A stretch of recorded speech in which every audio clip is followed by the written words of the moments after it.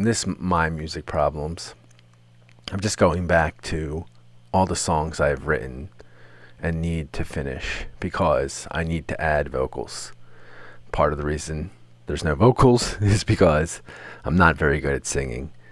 I can probably do a below average job, and maybe I can scream a little bit like I want to, but I do want actual singing on these songs. And kind of even with the screaming, I have envisioned kind of like at least some kind of clean tone vocal backing the screaming, and maybe kind of in the background just kind of adding some kind of melodic tone to a heavy growl vocal.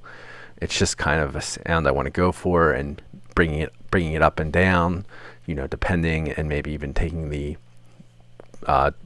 fry vocal, or however the vocal is, the growl, and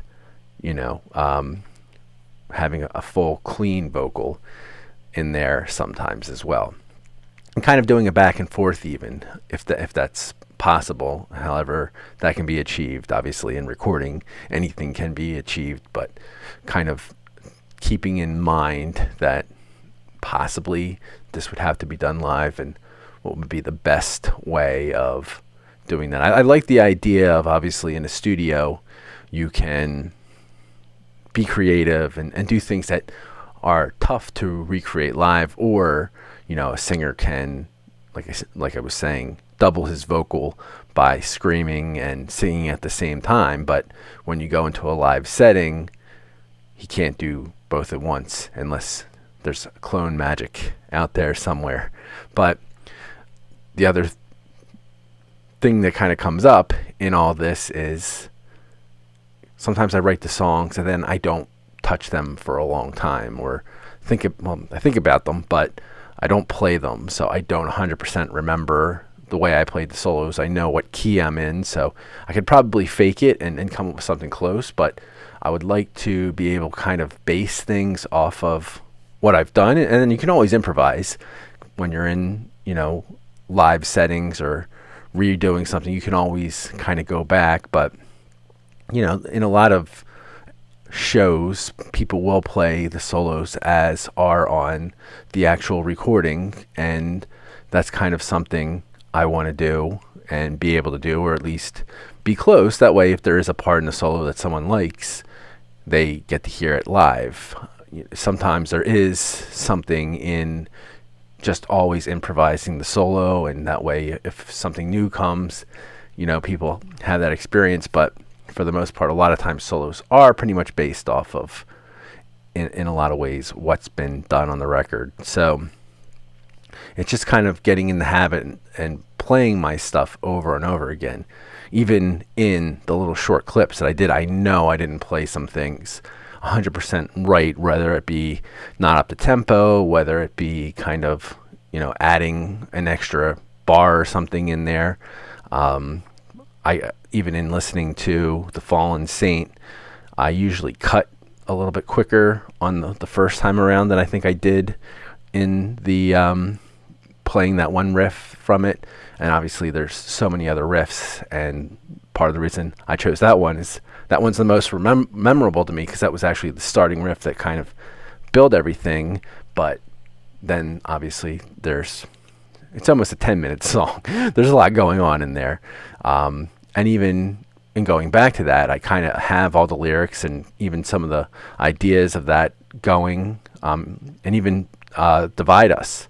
I didn't play that solo 100% correct either, but I just was like, I'm just shooting what I know, doing what I can, and putting the compilation together and getting this to where, I'll be like, this is where I'm at. This is where I'm trying to get. And that's why it's a problem, because I need to get myself back up to where that stuff is just automatic, and I'm doing it all the time. But without other players or letting them grow, that's kind of what I want to do, is just kind of go back to the recordings, get something, play them a bunch of times, relearn them, and then see if new parts come for it, and then be able to have real drums, real bass.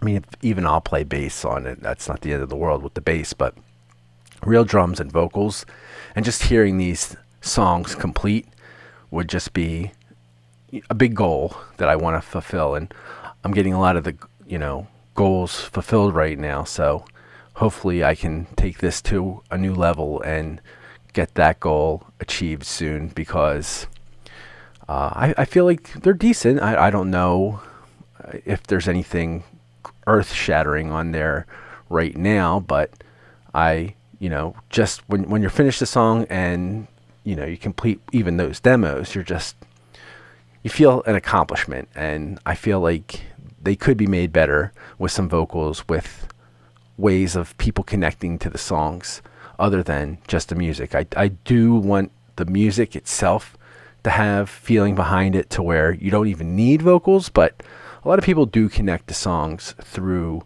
vocals and lyrics. So sometimes it's just another dimension, another element that enhances the songs. And there's things you can do with the voice, just different. I don't know exactly how to describe it, or some of the technical terms for it, at least production wise. But even when I was hearing Fear Inoculum by Tool, some of the things that they do vocally kind of have always been, because obviously they were more clean tone on that, but there's just some things you can do that, sometimes the vocal melody hooks you more than the actual music, because of the way that the singer, or even the way I perceive things, the vocal melody is meant to stand out at certain parts, where the music is meant to kind of draw back. That was drawing back, in case you didn't know. But for the most part, I do think my songs are okay. Like I said, I don't think I have any real masterpiece, although I was really proud of Chasing Fantasy, and I'm really proud of the Fallen Saint. Gathering Magic I was listening to, it's pretty good, but it was really an excuse to write a bunch of solos. And even there, I haven't played them in a while. I'd have to really kind of go back and think of what I did and mess around with it again, and obviously kind of figure out what was I doing there, because it's been so long, and I feel like there was some chromatic stuff. But obviously I was kind of keying in on the notes, or at least the rhythm part I wrote behind it, to kind of cue me on how I would play the solos. And that's kind of another reason why, even with some videos moving forward, I would like to have backing tracks and things like that, so that I can solo and kind of get ideas for solos through backing tracks, because it kind of keeps you on par. I don't know how long I've been talking for. I need to shut up. And hopefully with this My Music problem, it'll become another problem solved. Is that how I should end these things now? Instead of this, on these videos at least, another problem solved. No. Let's just end it. I did that twice. How redundant.